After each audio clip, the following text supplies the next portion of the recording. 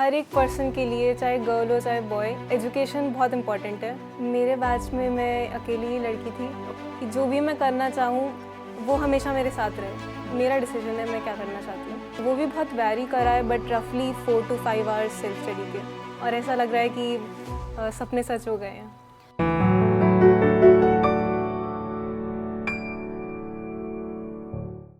बड़े सपने हमेशा छोटे शहरों से ही निकलते हैं और जब इरादे मजबूत हो तो मैं कहूँगी रास्ता कितना भी कठिन क्यों ना हो आपको मंजिल मिल ही जाती है। हेलो नमस्कार, मैं हूँ आपके साथ ज्योति पुष्पेंद्र सिंह और आप सभी का एक बार फिर से स्वागत है हमारे अपने शो में जिसका नाम है टॉपर्स टॉक शो।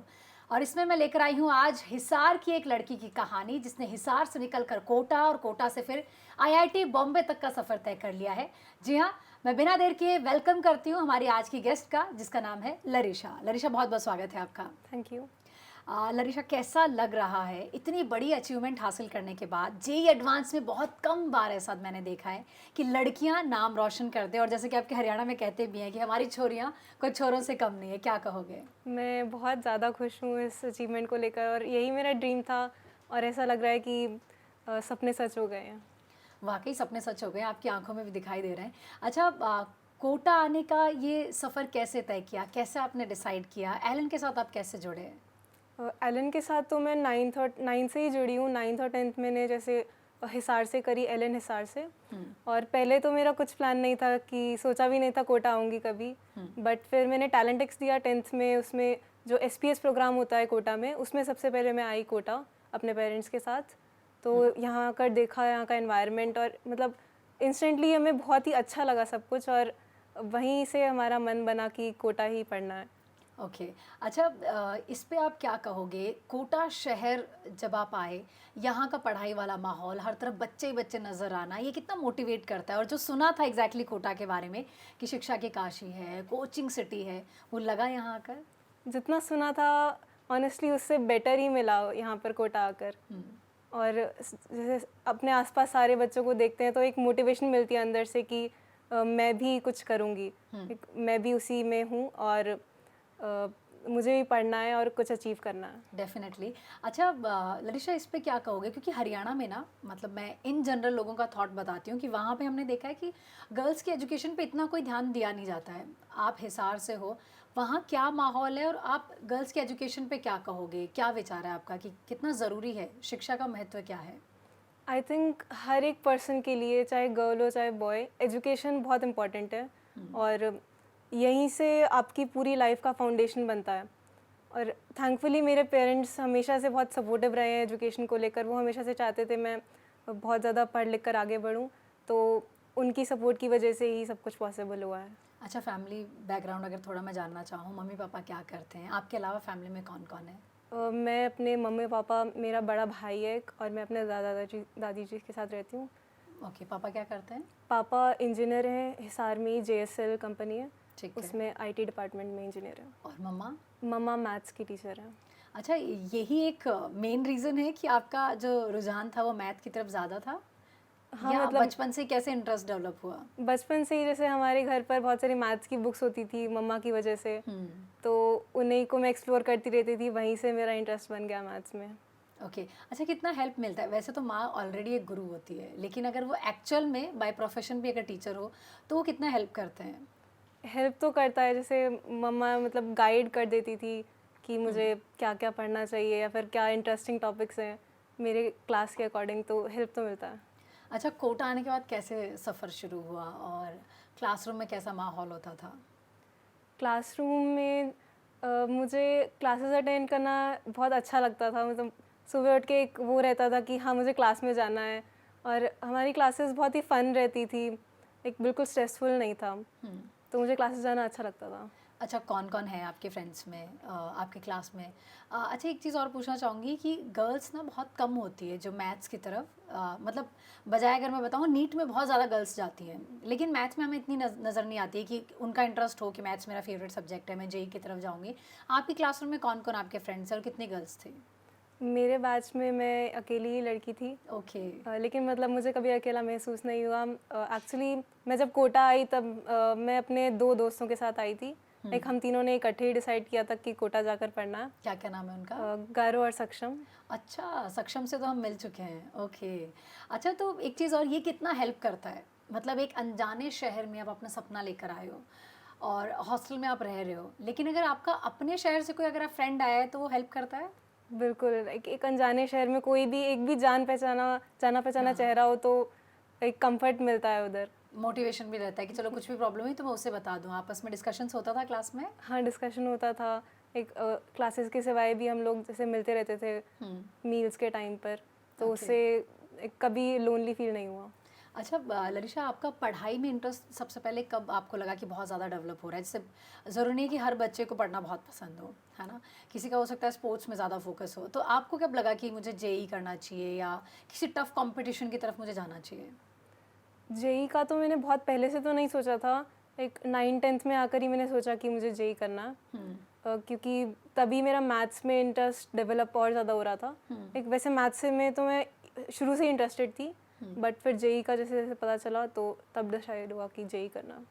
अच्छा, तो फिर आपका क्या तरीका है सब्जेक्ट्स को मैनेज करने का? किसको कितना टाइम देते हो? अगर डेली रूटीन पूछूं आपसे तो सुबह से लेकर शाम तक अगर कोई जानना चाहे कि एक जेई एडवांस क्रैक करने वाले स्टूडेंट का रूटीन कैसा रहता है? मेरा कुछ ऐसे स्ट्रिक्ट या फिर कुछ बहुत ज़्यादा फिक्स्ड शेड्यूल नहीं था। मैं रफली 8 to 1 हमारी क्लासेस होती थी मॉर्निंग में। उसके बाद आकर मैं लंच करती थी और कोशिश करती थी 2 बजे तक वापस से पढ़ने बैठ जाऊँ। और यूजुअली मैं सेल्फ स्टडी रूम में चली जाती थी, वहाँ पर बैच के ही बाकी भी लोग होते थे, तो वहाँ पर एक अच्छा एनवायरनमेंट रहता था सेल्फ स्टडी रूम में। ओके। वहाँ पर मैं पढ़ती थी लगातार, फिर एक 4 बजे के अराउंड दोबारा ब्रेक ले लिया। कुछ बहुत ज़्यादा फिक्स्ड वो नहीं था कि इससे इस स्लॉट में ही पढ़ना है, बट बस मेरी एक लिस्ट रहती थी, एक टास्क लिस्ट जो मुझे कंप्लीट करनी होती थी। अच्छा, कितने आवर्स आप पढ़ाई करते थे अगर मैं डेली बेसिस पे पूछूं तो? वो भी बहुत वैरी करा है, बट रफली 4 to 5 आवर्स सेल्फ स्टडी के। ओके। अच्छा, क्या ख्याल है, हमने जैसे इन जनरल स्टूडेंट्स जब भी आप क्लासरूम में अब मिलने जाओगे एडवाइस करने के लिए, जो नेक्स्ट ईयर शायद जेई को टारगेट कर रहे हैं, हमने मोस्टली देखा है वो लोग पूछते हैं कि बैकलॉग कैसे कवर किया, बैकलॉग रह जाता है तो क्या करें? बैकलॉग रह ही कैसे जाता है मुझे बताओ। जब डेली बेसिस पे आप क्लासेस जा रहे हो तो किन सिचुएशंस में ऐसा होता है कि अब बैकलॉग हो गया है, अब मुझे उसे कवर करना है? अगर आपके साथ हुआ तो आपने कैसे किया? सबसे पहले तो कोशिश यही करनी है कि बैकलॉग इकट्ठा ही ना हो, जो आज का काम है वो आज ही पूरा हो जाए। बट फिर भी इन एनी केस किसी दिन कुछ इमरजेंसी, किसी दिन तबीयत ख़राब हो गई तो बैकलॉग हो जाता है, बट उससे घबराना नहीं है बिल्कुल भी। या फिर आपने कोई लंबी लीव ली, जैसे मेरे केस में था, मैंने कुछ लीव्स ली थी। कब ली थी? लाइक मैं मैथ्स के कैंप में गई थी, तो उसमें मेरी ऑलमोस्ट 1 मंथ की लीव थी। मतलब जेई की जर्नी के साथ आपने कुछ एक्स्ट्रा चीज़ें भी करी है, जैसे कि मैथ्स के लिए? मैथ्स ओलंपियाड में मैंने पार्टिसिपेट करा था। ओके। अच्छा, इसके पीछे क्या कहोगे? आप ऑलरेडी एक टफ जर्नी में हो, लेकिन इस तरह की चीज़ें साइड में करने से क्या हेल्प मिलती है एज ए स्टूडेंट? क्या माइंड सेटअप है उसको लेकर? I think maths olympiad specially करने से काफ़ी जो एक ओवरऑल डेवलपमेंट हो जाती है सब्जेक्ट की, एक आपकी अंडरस्टैंडिंग बेटर हो जाती है। मैंने मोस्टली मैथ्स ओलंपियाड तो 10th तक ही करा, उसके बाद 11th-12th में ज़्यादा नहीं किया, जेई पर ही फोकस करा। ओके। अच्छा, उसमें अचीवमेंट क्या हासिल की थी और क्या बाहर हुआ था? कौन सी कंट्री में हुआ था और वो एक्सपीरियंस कैसा था? मैंने 2 बार INMO जो एग्ज़ाम होता है नेशनल, वो क्रैक करा था, और फिर उसके बाद मैं आगे यूरोपियन गर्ल्स मैथमेटिक्स ओलंपियाड में गई थी, जो कि अप्रैल 2024 में गई थी। वो हुआ था जॉर्जिया, यूरोप में। ओके। और वहाँ का बहुत ही एक ब्यूटीफुल एक्सपीरियंस था, बहुत ही मेमोरेबल एक्सपीरियंस था, क्योंकि वहाँ पर एक 50+ कंट्रीज से बहुत सारे, सिर्फ गर्ल्स के लिए था वो, तो देखने को मिला कि all over the world girls कितना कुछ अचीव कर रही हैं। यस। आपको उसमें क्या मिला था, मतलब क्या अचीव किया आपने? मैंने ब्रॉन्ज मेडल अचीव किया था। वाह, ग्रेट।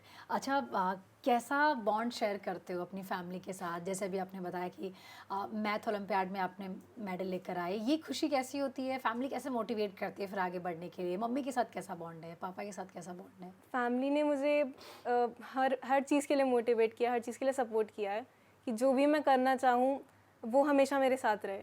मेरा डिसीजन है मैं क्या करना चाहती हूँ। और वैसे जेई की जैसे पूरी जर्नी में मम्मा तो मेरे साथ नहीं रही थी कोटा में, लेकिन वो जैसे हर मंथ विज़िट करती थी, और कई बार तो लाइक 20-25 डेज़ में ही विज़िट कर लेती थी। ओके। और जब नहीं भी विज़िट करती थी तो मैं रोज़ उनसे कॉल पर बात करती थी, रोज़ अपनी जो भी इवेंट्स हुई वो बताती थी, शेयर करती थी। दिन भर में क्या किया? तभी मुझे लगता था कि आज का दिन सक्सेसफुल हुआ है, पूरा हुआ है। ओके, अच्छा सबसे ज़्यादा, क्योंकि कोटा में रहे हो आप 2 साल, सबसे ज़्यादा किसको कॉल किया आपने घर में? भाई को, पापा को, मम्मी को, किसको किया? सबसे ज़्यादा तो सबसे मम्मा ज़्यादा को सीक्रेट्स किसको पता है? ही मम्मा को ही पता है। ओके, अच्छा भाई के साथ कैसा बॉन्ड आप शेयर करते हो और वो फ़िलहाल क्या कर रहे हैं? मेरा भाई अभी बैंगलोर में जॉब कर रहा है, उसने भी बीटेक ही करा हुँ। और उससे भी मतलब मेरी कांटेक्ट में रहते थे, वो भी कॉल करते रहते थे हमेशा, जो कुछ भी हेल्प चाहिए हो तो हमेशा रेडी रहते थे वो, ओके। इवन दो इतना डिस्टेंस था फिर भी। हाँ, भाई-बहन में मैं कहूँगी फ्रेंडशिप वाला बॉन्ड होता है तो ज़्यादा बेटर रहता है, चीज़ें शेयर हो जाती है। अच्छा, अब अगर अगेन मैं पूछूँ आपकी जेईई की जर्नी के बारे में, कितने घंटे आपने पढ़ाई की ये तो हमने समझा, लेकिन डाउट्स का लरिशा का क्या कॉन्सेप्ट है? लाइक डाउट्स आते हैं तो उन्हें कैसे सॉल्व करते हो? खुद से ट्राई करते हो पहले, या डायरेक्ट फैकल्टी को अप्रोच करते हो, या अपने ही पीयर ग्रुप में डिस्कस करते हो? मेरा अप्रोच ये रहता था कि कुछ भी मुझे डाउट आया तो मैं उसे एटलीस्ट 3 बार ट्राई करती थी। एक बार खुद सबसे से? पहले जब भी वो असाइनमेंट कुछ भी कर रहे हैं, उसके बाद एक बार फिर से ट्राई करती थी जब उसके जो भी मिस्टेक्स वगैरह रिव्यू करते हैं, और एक बार डाउट पूछने जाने से पहले भी मैं ट्राई कर लेती थी, तो ओके। उसके बाद ही मैं पूछती थी मोस्टली। अच्छा, लरिशा इतनी बड़ी जर्नी में निश्चित तौर पे सिली मिस्टेक्स तो बहुत हुई होंगी, पर कैसे कम किया उनको? सिली मिस्टेक्स को कम करने के लिए मैंने सबसे पहले तो जो भी रफ काम होता है उसे थोड़ा सिस्टमेटिकली करना शुरू किया, ताकि मुझे दिख जाए कुछ गलती हो भी आई रही थिंक है मैथ तो। की कैलकुलेशन में बहुत ऐसा चीज़ें होती होंगी। हाँ, मैथ्स में भी, फिज़िक्स में भी मोस्टली तो यही था कि साफ़ सुथरा लिखना शुरू करा थोड़ा। साफ सुथरा लिखना शुरू किया, ओके। अच्छा, एक चीज़ और, एग्ज़ाम से ठीक पहले रिवीजन करना बहुत ज़रूरी होता है, लेकिन सिलेबस को रिवाइज करने बैठो तो ऐसा तो है नहीं कि आप पूरी बुक्स पढ़ने बैठ जाओगे या पूरा एनसीईआरटी या पूरा एलन का स्टडी मटेरियल पढ़ोगे। तो आपका क्या तरीका था? मतलब जब भी एलन में भी मॉक टेस्ट होते थे तो उसकी प्रिपरेशन आप कैसे करते थे, रिवाइज कैसे करते थे? रिवीजन मोस्टली मुझे केमिस्ट्री में ज़्यादा ज़रूरत पड़ती थी रिवीजन की, तो कुछ चैप्टर्स के मैं शॉर्ट नोट्स बना के रखती थी पहले से जब भी पढ़ती थी, और कुछ में जैसे नोट्स में ही अंडरलाइन कर लिया जो भी मोस्ट इम्पॉर्टेंट पॉइंट्स या फिर जो भी मुझे नहीं याद रहता, तो वही पढ़ के जाती थी पहले। ओके।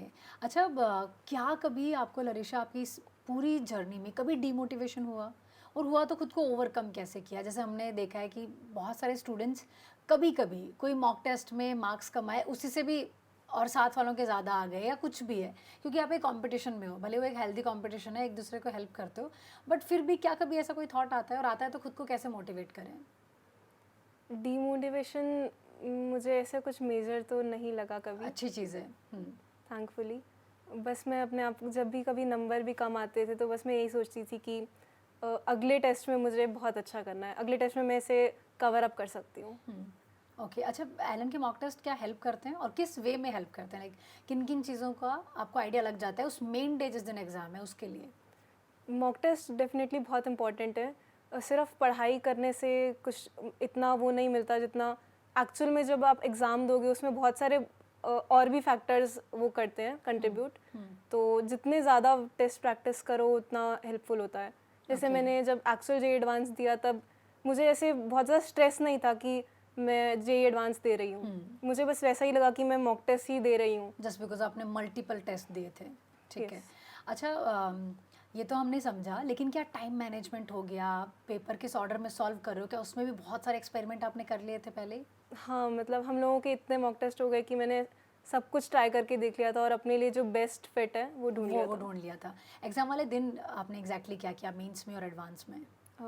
मतलब अटेम्प्ट करने के उसमें क्या स्ट्रैटेजी थी एग्जाम से ठीक पहले कि यार मैं जेईई मेंस के एग्जाम के लिए जा रही हूँ और ये एग्जैक्टली मेरी स्ट्रैटेजी रहने वाली है, क्योंकि नहीं पता होता ना, एग्जाम हॉल में कुछ भी सिचुएशन हो सकती है, तो क्या काम डाउन रहूँगी, कैसे खुद को पेपर अगर मैं देख रही हूँ तो जिस ऑर्डर को सोच के आई हूँ उसी में करूँगी, या कोई पार्ट मुझे ईजी लगा पहले उसे कर लूँगी? एग्जैक्टली क्या हुआ?